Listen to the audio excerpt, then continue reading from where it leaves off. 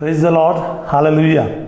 मसीह में मेरे प्यारे भाई और बहनों, आज मैं एक वचन आपके सामने पढ़ना चाहूँगा। मार्कुस का अध्याय 4 पद संख्या 35 से लेकर, gospel of Mark chapter 4 verse 35 onwards. उसी दिन संध्या हो जाने पर ईसा ने अपने शिष्यों से कहा, हम उस पार चले। लोगों को विदा करने के बाद शिष्य ईसा को उसी नाव पर ले गए जिस पर वे बैठे हुए थे। दूसरी नावें भी उनके साथ चली। उस समय एकाएक झंझावट उठा। लहरें इतने जोर से नाव से टकरा रही थी कि वह पानी से भरी जा रही थी। ईसा दुम्बाल में तकिया लगाए सो रहे थे। शिष्यों ने उन्हें जगाकर कहा, गुरुवर, हम डूब रहे हैं, क्या आपको इसकी कोई चिंता नहीं? वे जागे और उन्होंने वायु को डांटा और समुद्र से कहा, शांत हो, थम जा। वायु मंद हो गई और पूर्ण शांति छा गई। उन्होंने अपने शिष्यों से कहा, तुम लोग इस प्रकार क्यों डरते हो? क्या तुम्हें अब तक विश्वास नहीं है? उन पर भय छा गया और वे आपस में यह कहते रहे, आखिर यह कौन है? वायु और समुद्र भी इनकी आज्ञा मानते हैं। यह प्रभु की वाणी है। Hallelujah, praise the Lord. मेरे प्यारे भाई और बहनों, मैं आपको 2-3 बातें इस वचनों से बताना चाहूँगा। सबसे पहली बात है जो मेरे मन में प्रभु ने दिया है कि यीशु के होने के बावजूद, यीशु के नाव में होने के बावजूद वहाँ पर आंधी तूफान हुआ। Praise the Lord. मैं इसको बताना चाहूँगा। देखो, हमारे साथ प्रार्थना, हम प्रार्थना करते हैं, हम वचन बोलते हैं, सब कुछ करते हैं, इसके बाद भी आपका कोरोना हो सकता है, बीमारियाँ आ सकते हैं, परेशानियाँ हो सकते हैं, तूफान आंधी सब आ सकते हैं। ये तो एक बात है, ठीक है।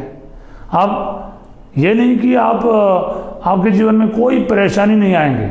यीशु मसीह में विश्वास किया, आपके जीवन में कोई परेशानी नहीं आएगा, ये प्रचार अगर कोई कर रहे हैं वो गलत है।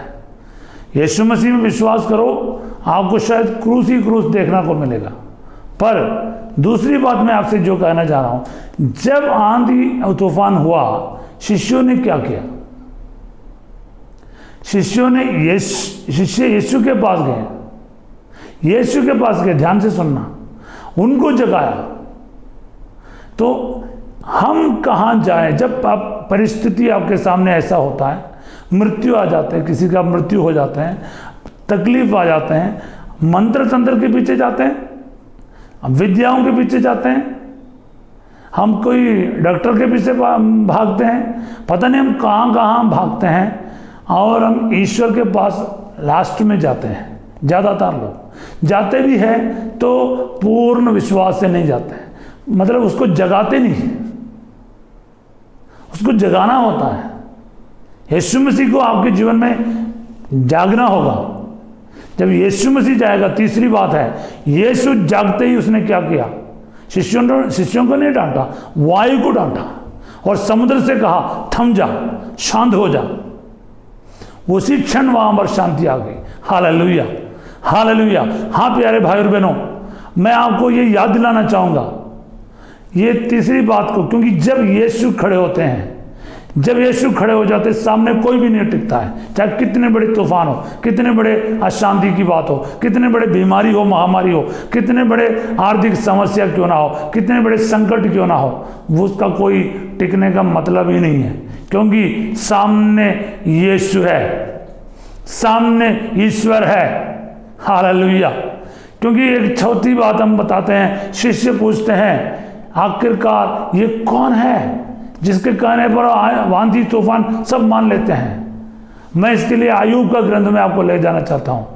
अय्यूब का ग्रंथ में हम लोग आज के पाठ में भी देखा है, मिसा बलिदान में क्या है, प्रभु कहता है सागर को उसके सीमा निर्धारित किया ईश्वर ने कि यहाँ तक तुम आ सकता है।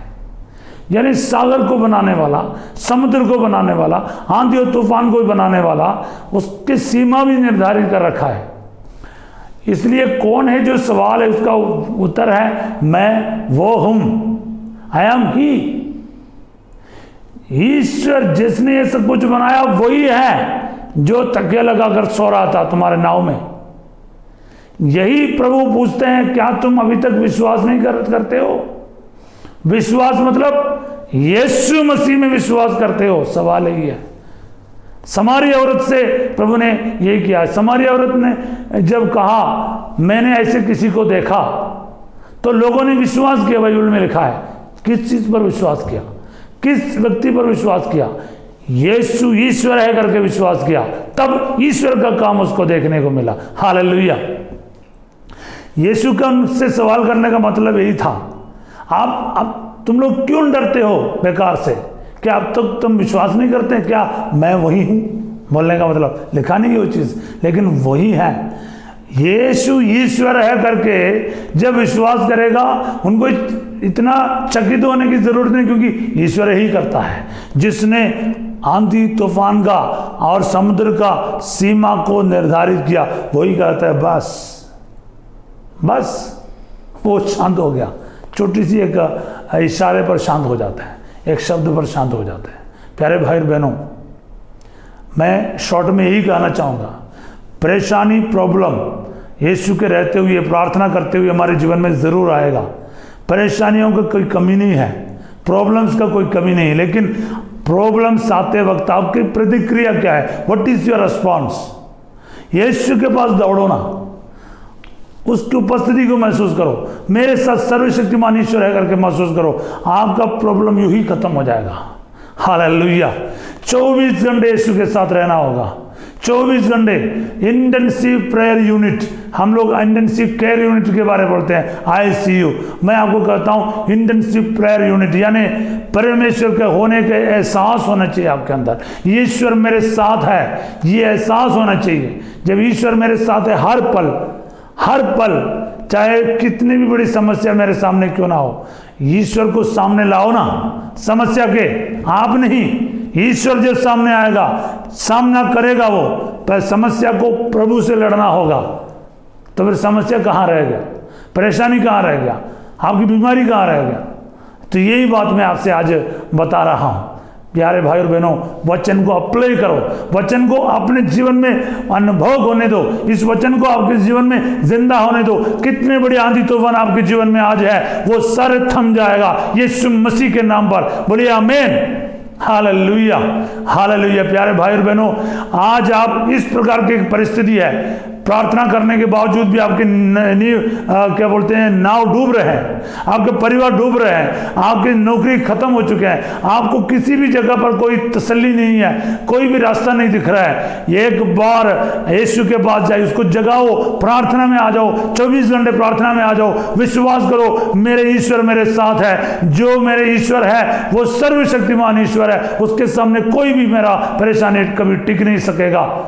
ये तो विश्वास करो ना, पर इस विश्वास के साथ प्रार्थना करो तो यीशु उठेगा, यीशु जागेगा आपके जीवन में, और सारी परेशानियां यूं ही थम जाएंगे, यूं ही खत्म हो जाएंगे, और आपको पता चलेगा आपका ईश्वर कितना महान है, क्योंकि अन्य तुलना करने के लिए है ही नहीं कोई। वो एकमात्र ईश्वर है जो आपके जीवन में ये कार्य कर सकता है। मैं इसलिए तो आप विनती करूंगा, इस वचन को आज अपने जीवन में पूरा होने के लिए प्रार्थना करें, और ईश्वर आज के दिन आपके जीवन में वही चमत्कार करेगा।